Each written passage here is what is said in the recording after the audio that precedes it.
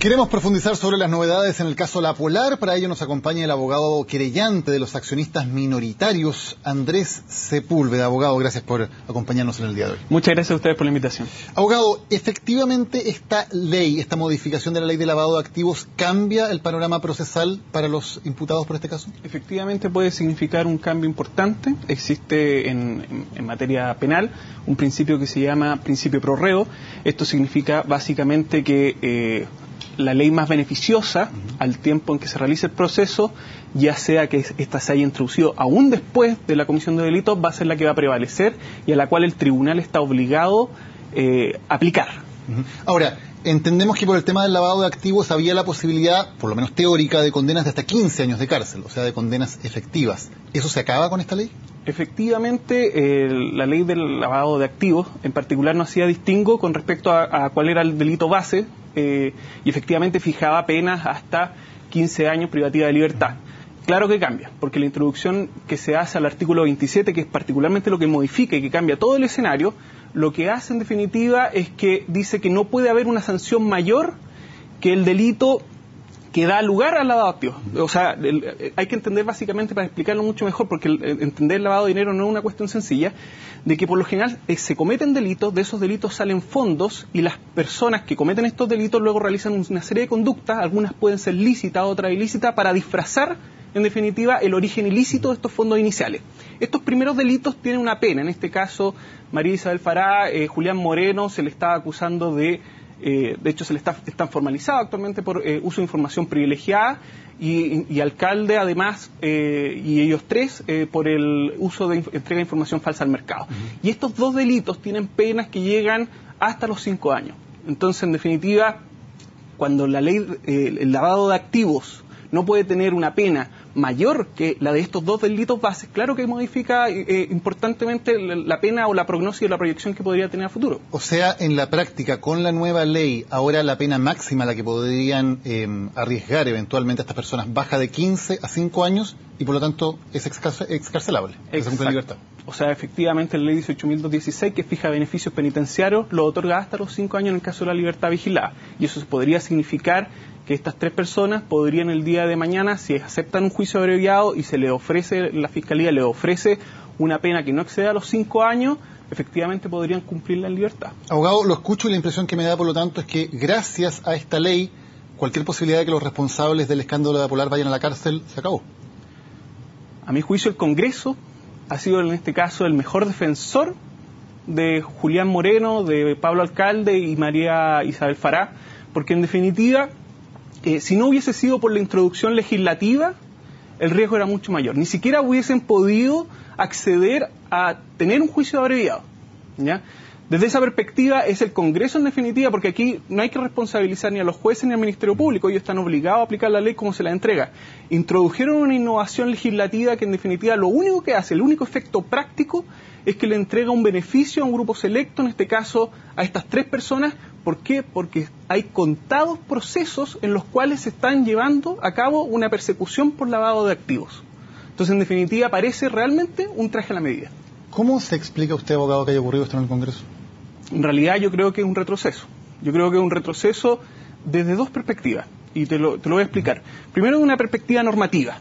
O sea, si uno ve la legislación comparada, se va a Estados Unidos, qué sé yo, en general, las penas por delitos económicos que pueden llegar a implicar un riesgo sistémico tienden a tener cada vez más connotación pública y cada vez mayores penas. Sin ir más lejos, en el caso de Kenneth Lay, en el caso de Enron, arriesgaba hasta antes de su muerte en el año 2006 penas de hasta 45 años. En el caso de Madoff, el año 2010 fue condenado hasta 150 años de cárcel, pena que está cumpliendo hoy actualmente en cárcel. Entonces, cuando uno ve lo que hizo el Congreso, en realidad es un paso hacia atrás. No sigue lo que es la generalidad. Y también es un retroceso desde un punto de vista de la igualdad. Porque, en definitiva, quienes se han beneficiado por esta ley, hoy en día, son solamente estas 3 personas. Por lo tanto, realmente parece un traje a la medida. Abogado, ¿usted cree que los congresistas no se dieron cuenta de lo que estaban aprobando?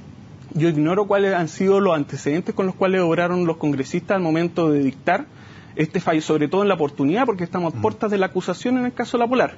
Pero a mi juicio, claramente, aquí tuvo que haber existido algún lobby fuerte que introdujo en el mes de febrero, hace algunos días atrás, esta modificación y que cambió completamente el panorama en el caso de la Polar, y el problema es que se arriesga de que la ciudadanía quede con la sensación, en definitiva, de impunidad, porque si la condena se traduce a estar en libertad, en realidad no existe condena.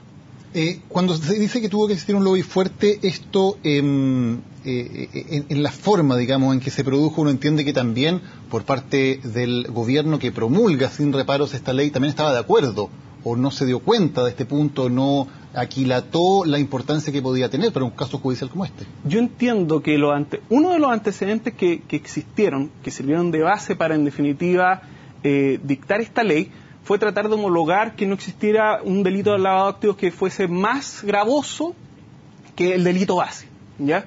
En el entendido que el lavado de activos podría ser menos perjudicial que el delito base. Y eso no es así, eso en realidad es una arbitrariedad. Uno se podría preguntar por qué también no subir las penas que son bajísimas de los otros delitos económicos también, para asimilar, si se quiere asimilar al lavado de activos. Exacto, ¿no? Eso hubiese sido mucho más coherente. O sea, si uno quiere asimilar la pena máxima del lavado de activos a la pena que tiene el delito base, lo lógico también es que estas penas de los delitos base aumenten. Y eso sería, en definitiva, tener una ley penal un poquito más coherente. Ahora, si se llega finalmente a un juicio abreviado que signifique algún tipo de acuerdo, ¿podría, mirado desde otro punto de vista, conseguirse, por ejemplo, algún tipo de indemnización, que se pagara algún tipo de indemnización como parte de este acuerdo para tanto los clientes como los accionistas afectados? Mira, qué buen punto, porque hay otra gran diferencia. Las acciones civiles que se puedan ejercer en el juicio, en el proceso penal, solamente pueden llegar a ventilarse en sede penal si es que esto llega a un tribunal oral en lo penal, ¿ya? Y eso significa un juicio oral en lo penal, ¿ya?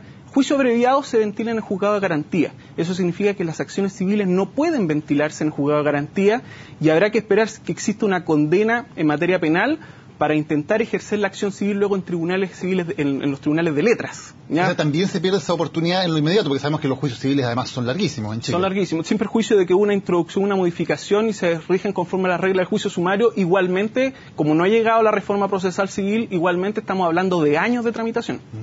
Andrés, ¿con qué sensación se queda usted después de un caso que ha sido largo, que ha tenido varios años de idas y de vueltas? En un principio la Fiscalía había querido acusar hace más de un año, las defensas lograron parar eso.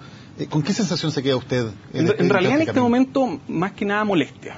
Molestia porque en definitiva se le abrió una ventana que no existía, ¿ya? Una ventana que solamente les produce beneficio, ¿ya? Y atendido particularmente a que el fraude que significó la Polar le afectó a millones de personas, a personas absolutamente difusas, a todos los fondos de pensión en todas las categorías, todos se vieron afectados. Entonces, en definitiva, lo que se genera y la sensación que tengo yo como abogado es que esta situación que abre esta posibilidad de un juicio abreviado y eventualmente cumplir una pena en libertad, significa, en definitiva, la impunidad. Y esa es la sensación que tengo. Andrés Sepúlveda, gracias por habernos acompañado hoy en CNN Chile. Muchas gracias a ti.